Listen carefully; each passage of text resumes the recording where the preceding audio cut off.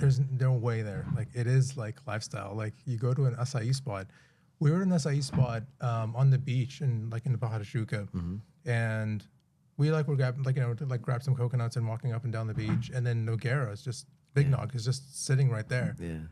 And we're like, I'm just like my friend was like, we have to say hi. I can't not say hi to Big Nog. He's like right there. And we said hi to him, and it turned out he owned the little like the shack that was like right there, had Team Noguera on it and everything. And I was like, wow.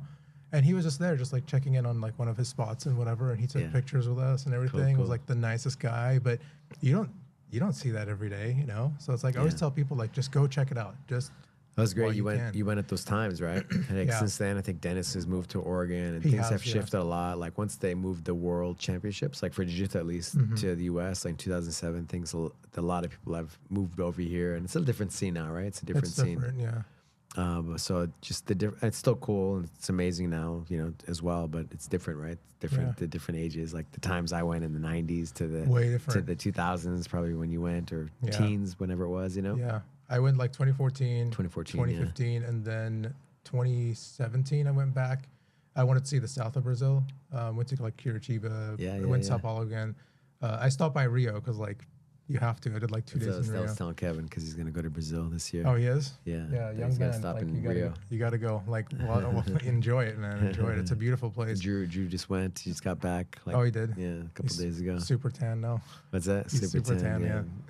He's like, oh, we gotta talk, man. We gotta talk. Okay. Like, hey, man, I had the best time ever, man. It was amazing. Thanks for all the spots, man. Oh, man, I'm tired. He found his way. He found his own way. I'm sure he did.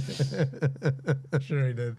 So, and when I went to Curitiba, he's gonna tell me. Go ahead. Sorry. I was gonna say it's just like a different like vibe. Like people don't realize too, Brazil is so massive, so big. Yeah, like the north, you have the Amazon and all the northern kind of states. We went to actually went to the south, which is all like Germans. It's like Germans, Germans and it's Italians. Like it's like Europe. It's crazy, yeah. Like we were in Sao Paulo. I forget the name of the neighborhood. The one with like all the graffiti, and it was like predominantly like Italians, like people with Italian passports. Like, it was nuts. I've been to Salvador too, and Salvador is another like wild place. Like, but they have the carnival, like the carnival, and like a lot of the. I was there for Carnival once in Rio, in Sao Paulo, and I was like, I don't know how people do this like every year. In Rio, it's insane. I went. It's insane. I was there the first time I was there with them all. We went to a small town inside of, I think, Minas Gerais, where Belo Horizonte. And then the second year, I went to also a smaller town in Minas Gerais with a bunch of friends. And then I made sure I didn't go after that I went to the U.S. because it's like 1 week of just, you know. It's insane. Yeah. It's insane. I don't know how they do. Like, it's like for 1 week, you know, and everything closes. The whole, you know, country is pretty much shut. Yeah. I don't know how people do it. They like, it's just like in their culture, I guess. Like they do it just like every year. But like for us, it's like, it's a major shock. And then they have a pre-carnival, like 2 days before. They like, it's almost like they like do a dry run just to see like how it's gonna go, and people still party like. I mean, it's a world cultural experience, right? Yeah. The Brazil Carnival, and just that it's like a world renowned, world celebrated thing, right? Yeah. Of course, Carnival is, but just the Brazil version. The Brazil version. It's not like no one can match that. Like no one can match the Brazil version. Yeah. Samba and samba, yeah. It's just so everything, right? Just to have these trucks with like you know, dancers on them, and music and big old speakers, right? And these circles, and you know, you stay inside this. It's just like it's an experience. You have to go to see. Yeah, I've never seen anything like it, at least here in the U.S. Like nothing like that. It's different. It's different.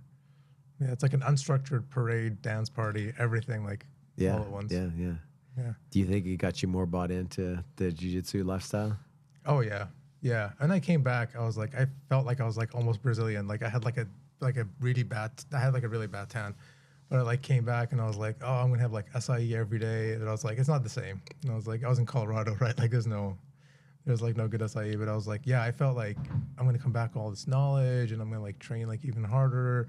I'm gonna make jiu-jitsu like part of my lifestyle. And at that time, like, you know, Shoyoroll had just started like blowing up, like 2015, like getting like really big, and you know, like the world championships now is like bigger than ever. It was at the time, I think it was like That was the Buchecha and Adolfo Vieira match Era, when it yeah. got like really massive. So it was like perfect timing. So like it changed everything for me. Like me, I think like seeing that one video early on of like Royce Gracie changed my life. Meeting Amal like changed my life. What do you think got you bought in watching Royce Gracie in those early days, like beating other? It was so cool for me to see that jiu-jitsu beating all these different martial arts and these big, strong guys. You know, I was like, oh my god, this is crazy. Like I have to learn this. You know. Yeah.